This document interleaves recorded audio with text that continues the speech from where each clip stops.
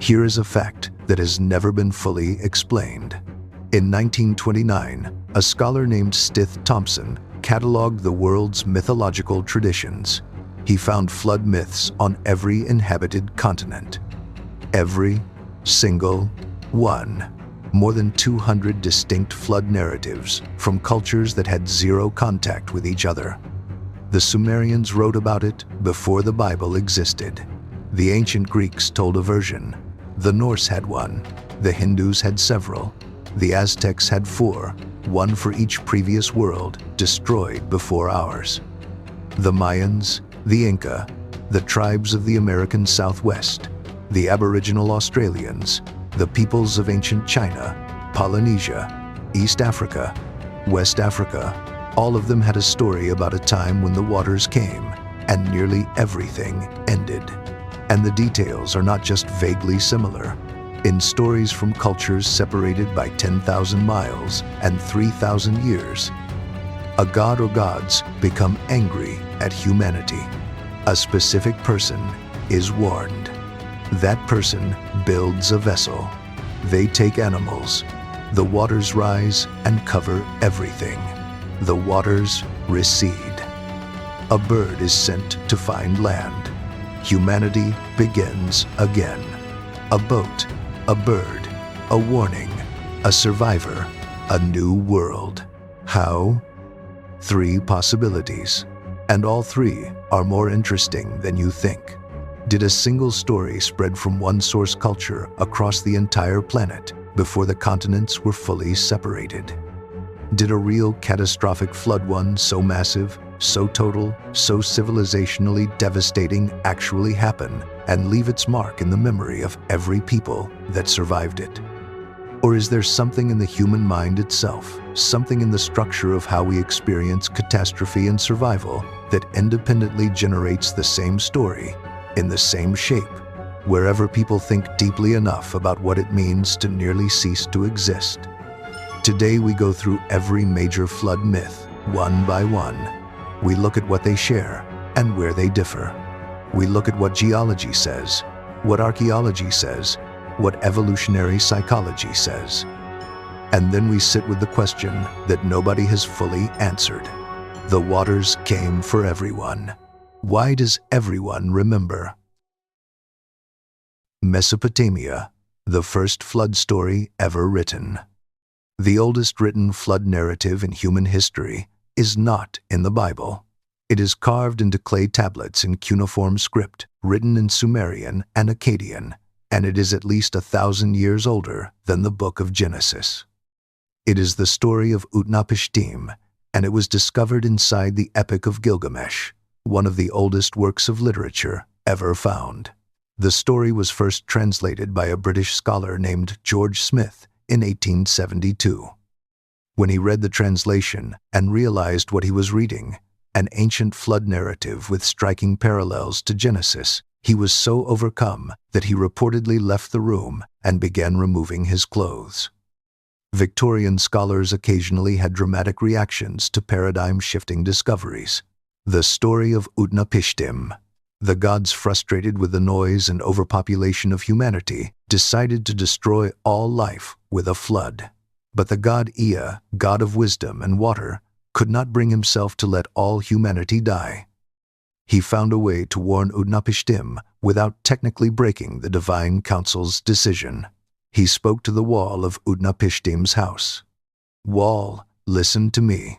Wall Utnapishtim, dismantle your house, build a boat, abandon your possessions, save your life. Take into the boat the seed of all living things. Utnapishtim built the boat, a vast structure. One version describes it as perfectly cubic, 60 meters on each side, sealed with pitch inside and out. He loaded it with gold and silver, with every living creature, with his family and the craftsmen who built the vessel. The storm came, 6 days and 7 nights. The tempest was so severe that even the gods were terrified. They crouched against the walls of heaven like dogs, covering their faces. On the 7th day, the waters began to still. Utnapishtim opened a hatch and wept for over all the people the water was bringing death. He sent out a dove. It returned no land. He sent out a swallow. It returned no land. He sent out a raven. The raven did not return it, had found land, food, and saw that the waters were receding. Utnapishtim beached the boat on a mountain. He made sacrifices. The gods, smelling the smoke, gathered over the sacrifice like flies. And then, a reward unlike any other in mythology, the gods granted Utnapishtim and his wife immortality. They were sent to live at the mouth of the rivers, forever, beyond the reach of death. This is how Utnapishtim is introduced in the Epic of Gilgamesh. Gilgamesh is searching for him, the only mortal who achieved immortality, to learn the secret of living forever.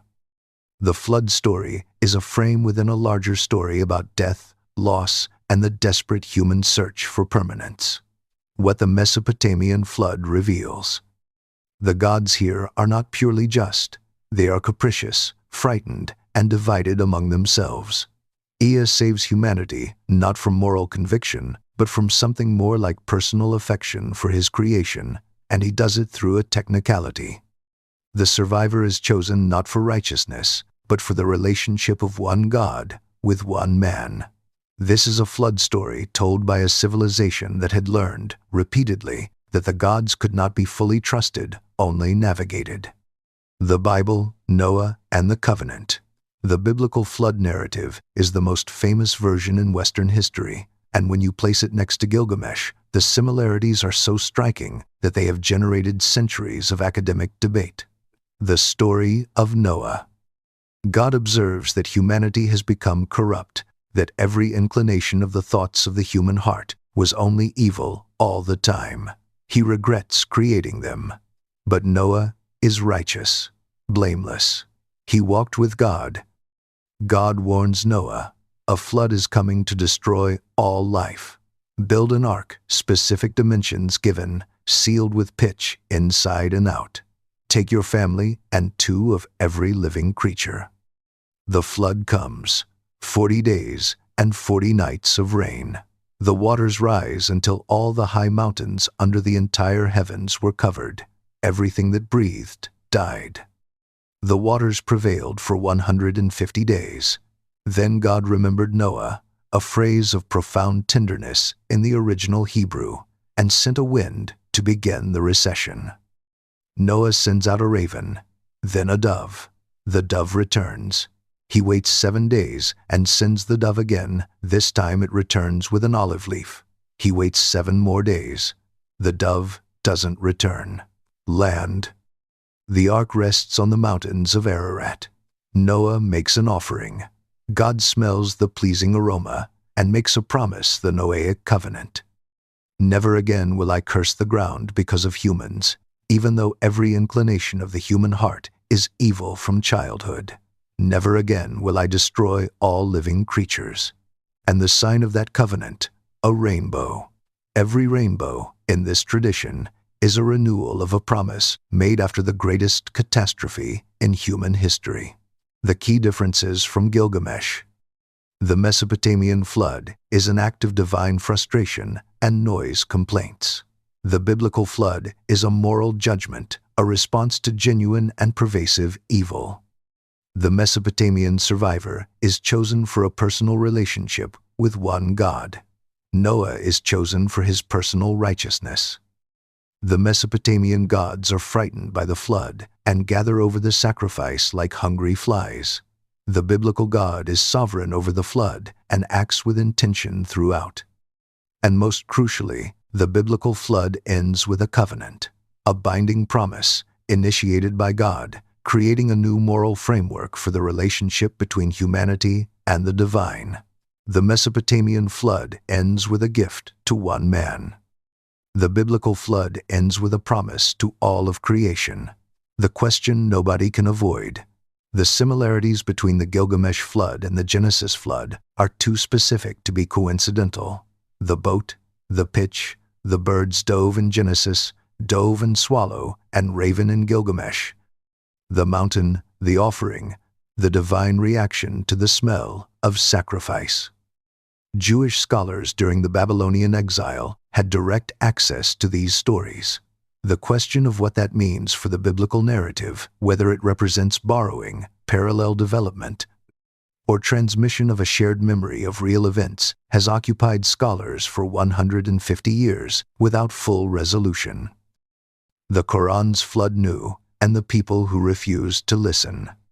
The Quranic version of the flood, the story of Nu, shares the Hebrew narrative's core, but adds elements of extraordinary theological depth. In the Quran, Nu is primarily a prophet, not just a survivor, but a warner. For 950 years, a number given explicitly in the Quran, Nu preached to his people. He called them to worship God alone.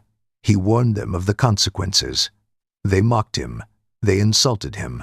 They covered their ears and pulled their garments over their heads to avoid hearing him. They told him he was mad. After 950 years, God told Nu, "No more. None of your people will believe, except those who already believe. Build the ship." The heartbreaking addition, Nu's son. As the waters rise and the ship moves, Nu sees his son still on the shore, refusing to board. "O my son, come aboard with us and do not be with the disbelievers." His son answers, "I will take refuge in a mountain. It will save me from the water." Na cries, "Today there is no protector from God's decree except for those he shows mercy to." And a wave comes between them. Nu's son drowns. And then Nu, grieving, calls to God, "My Lord, my son was of my family, and your promise is true."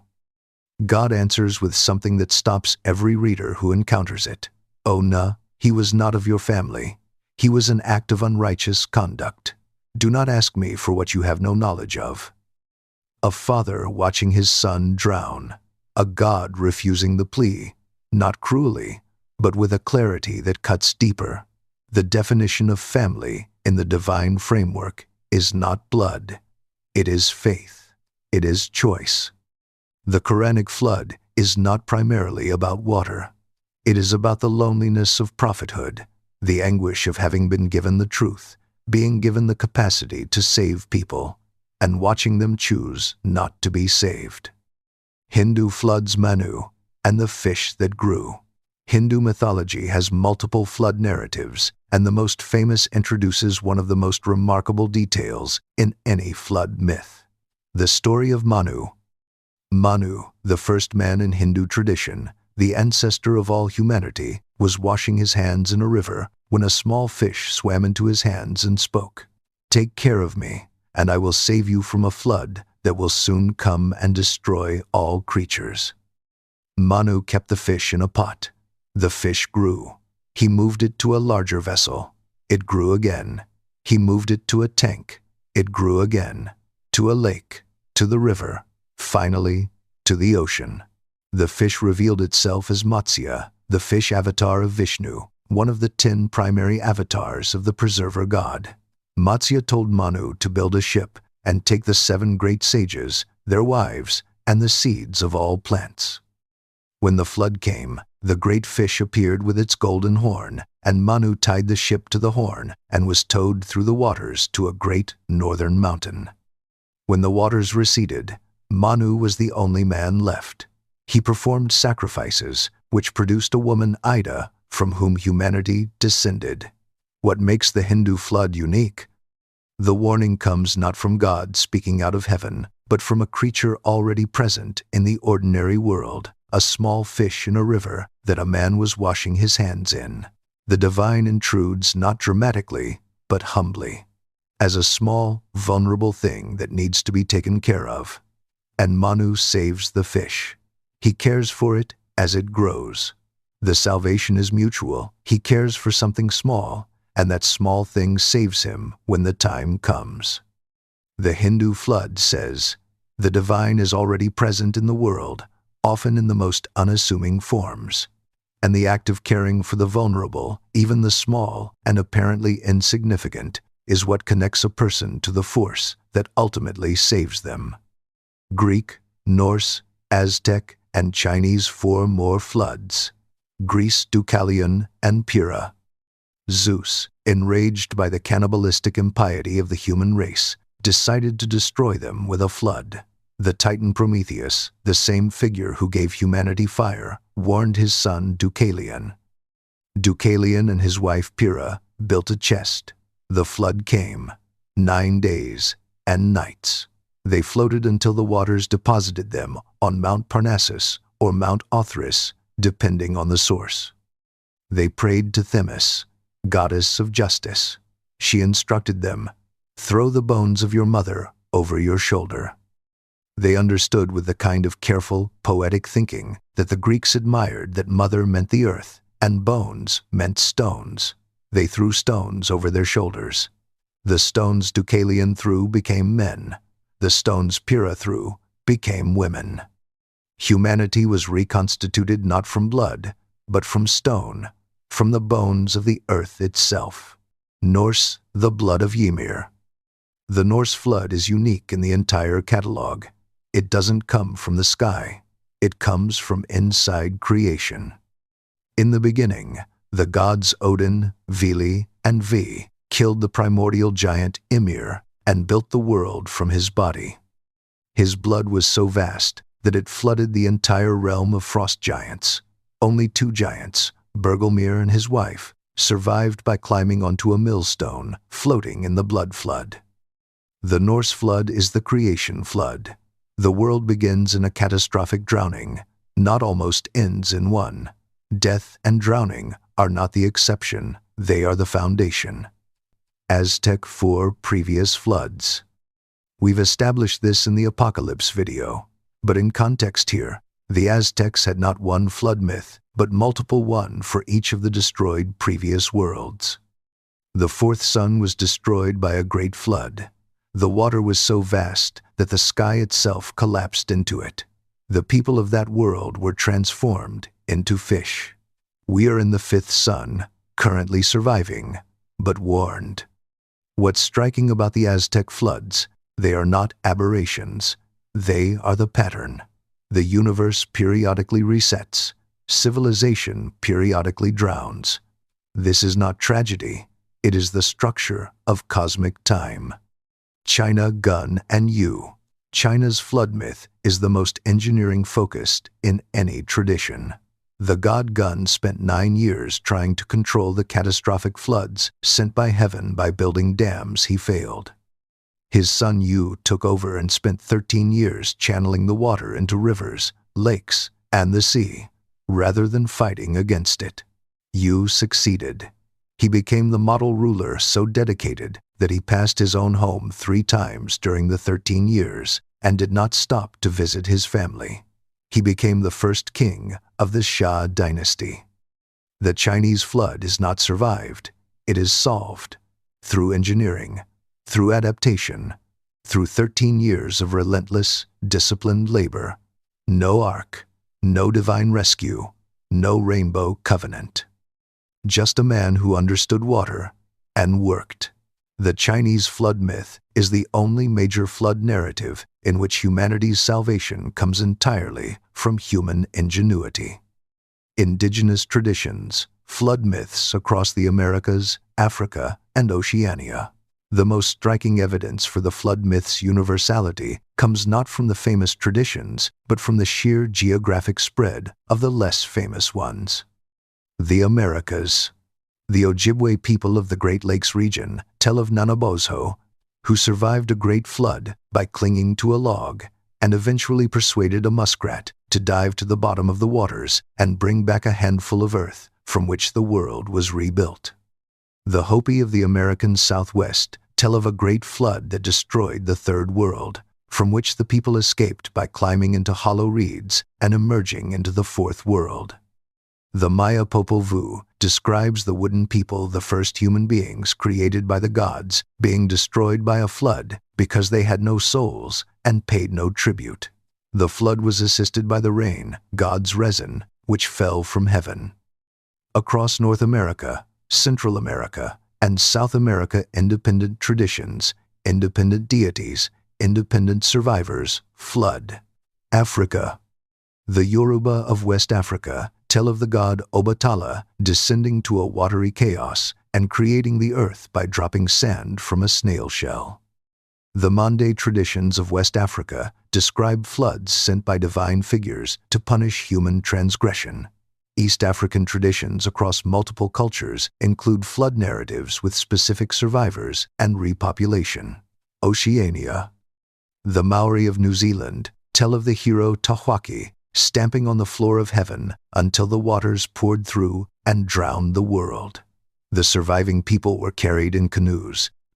Hawaiian tradition tells of Nuu, who built a great canoe with a house on it, loaded his family and animals, and floated on the rising waters until the flood receded. Aboriginal Australian traditions in multiple regions describe great floods associated with ancestral beings, the waters rising, specific individuals surviving, the land being reshaped. The scale of this, by Thompson's count, and subsequent scholars have found even more, over 200 distinct cultural traditions include a flood narrative with recognizable shared elements. Some of these cultures were in contact with each other at various points in history. Many were not separated by ocean, by continent, by thousands of years. The distribution is too wide, too consistent, too specific to be dismissed as coincidence. And yet it is also too widely distributed to be explained by a single point of transmission. Which leaves the third option. What science says did it actually happen? Here's where the story takes its most unexpected turn. Because the answer from geology and archaeology is not, probably not. The answer is, something happened. Possibly multiple somethings. And some of them were catastrophic enough to be remembered. The end of the last ice age. Between approximately 20,000 and 7,000 years ago, the massive glaciers of the last ice age melted. Global sea levels rose by approximately 120 meters, roughly the height of a 40-story building. This was not a fast flood in the Noah sense. It happened over thousands of years, but it permanently submerged enormous coastlines. The shallow shelves of the North Sea, the Persian Gulf region, large areas of what is now the South China Sea. Sundaland, a landmass in Southeast Asia the size of India, was slowly drowned over millennia. Coastal civilizations and most early human settlements were coastal, would have experienced this as a continuous, inexorable, terrifying encroachment of the sea over generations. Stories passed down would naturally compress this generational memory into a single catastrophic event. The Black Sea Hypothesis. In 1997, geologists William Ryan and Walter Pittman proposed something more dramatic. They argued that around 7,600 years ago, the rising Mediterranean broke through a natural earthen dam at the Bosphorus and flooded the Black Sea Basin, which at that time was a much smaller freshwater lake surrounded by inhabited agricultural land. The model, an estimated 42,000 square kilometers of previously dry, inhabited land was flooded in a relatively short period, perhaps fast enough to be perceived as catastrophic by the people living there. This region, the northern Middle East, the Caucasus, the edges of Mesopotamia, was also where some of the earliest writing appeared. The people who survived and remembered this event were the ancestors of the cultures that produced the earliest written flood myths. The hypothesis is contested. Subsequent research suggests the flooding may have been less sudden than the original model proposed. But the basic geological reality is not contested. The Black Sea flooded, the coastlines changed, and people who lived through it or heard stories of it would have had vivid generational memory. Younger Dryas Impact Hypothesis. More controversial, but worth noting. Some researchers have proposed that approximately 12,900 years ago, a comet or asteroid exploded over the North American ice sheet, triggering massive flooding, fires, and the extinction of many large mammals. The evidence is debated among scientists. But if anything close to this occurred, it would have been an event of almost incomprehensible global impact the kind of catastrophe that would burn into the collective memory of every human population that survived it. What this means: the flood myths are not necessarily fiction encoding metaphor. They may be history compressed, shaped, structured by the narrative conventions of each culture, but rooted in real events that real people survived and told their children about. The specific details, the boat, the birds, the mountain, the survivor may be the enduring skeleton of a story told 10,000 years ago and passed down through generations until writing was invented and it was finally carved into clay. We carry, in these stories, the memory of the worst thing that had ever happened to the people who told them. The psychological explanation why the mind produces this story. Even if a real catastrophe provides the kernel, the story's extraordinary spread and consistency requires another explanation, because some of the traditions with flood myths are in places unlikely to have been directly affected by any of the specific geological events proposed. Here's what evolutionary psychology and Jungian analysis both suggest. Water is the primary threat symbol in the human mind. Human beings carry, in our deepest neurological architecture, a fear of drowning that is not simply learned. It appears to be partly hardwired, connected to the ancient threat of water as an overwhelming, suffocating, inescapable force. Water, unlike fire or predators, cannot be outrun. It fills every space. It has no pause. It is inexorable. The flood is the maximal version of this deepest fear. The world you know consumed entirely by the thing you most cannot control. No high ground, no shelter, no walls, just water. And the flood myth is not just a fear story. It is a survival story. It is a story about the moment when everything ended and something improbably continued. The structure of the flood myth catastrophe, survival, renewal, is the structure of every transformative experience. Illness and recovery, war and reconstruction, loss and rebuilding, trauma and meaning. The flood myth is the universal story of near annihilation, followed by improbable continuation, which is also, in some sense, the story of every human life. The Jungian reading. Carl Jung identified the Great Flood as one of the most consistent archetypes in the collective unconscious, a psychic pattern that emerges independently from the shared structures of human mental architecture. The flood represents the return of chaos, the dissolution of all the structures, social, cultural, personal, that a civilization or a person has built. The survivor represents the seed of continuity, the minimum that must be preserved for renewal to be possible.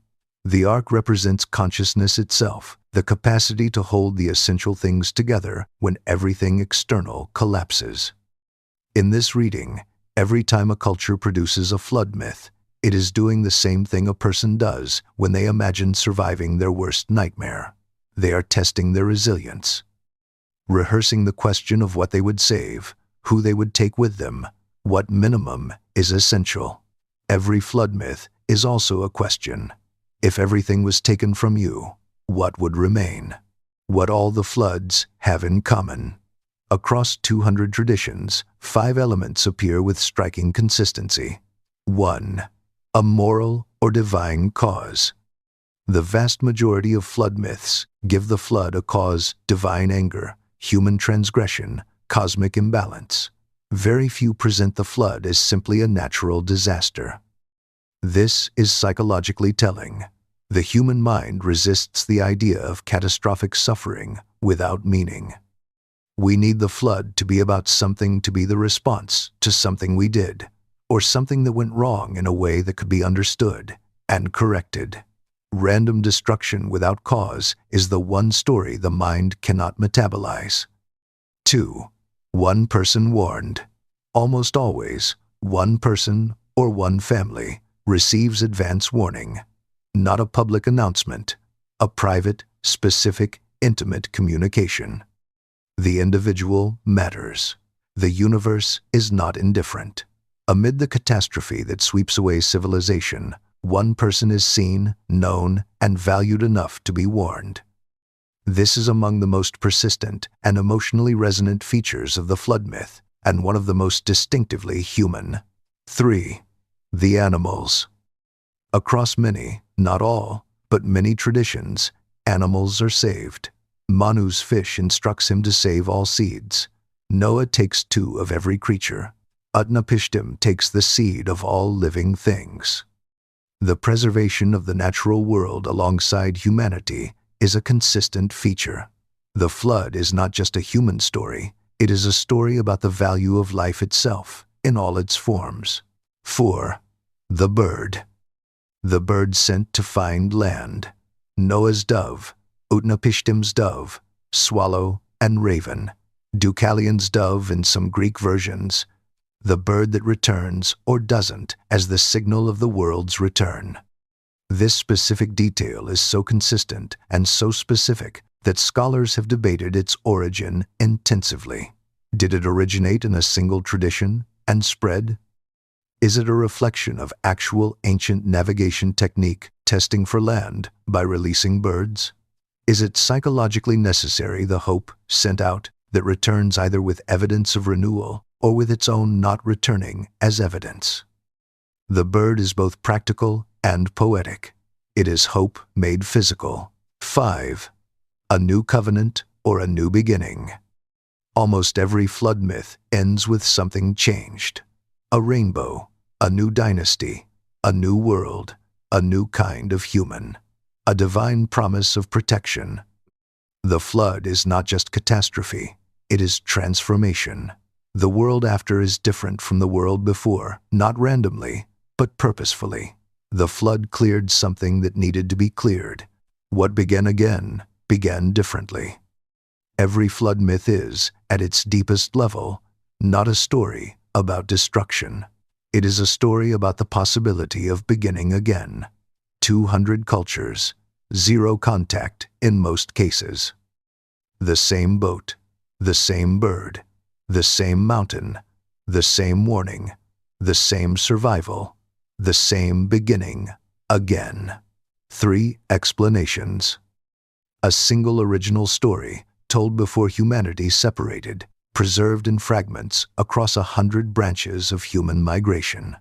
A real event or a series of real events so catastrophic that the memory survived 10,000 years of oral tradition before the invention of writing finally gave it a permanent form.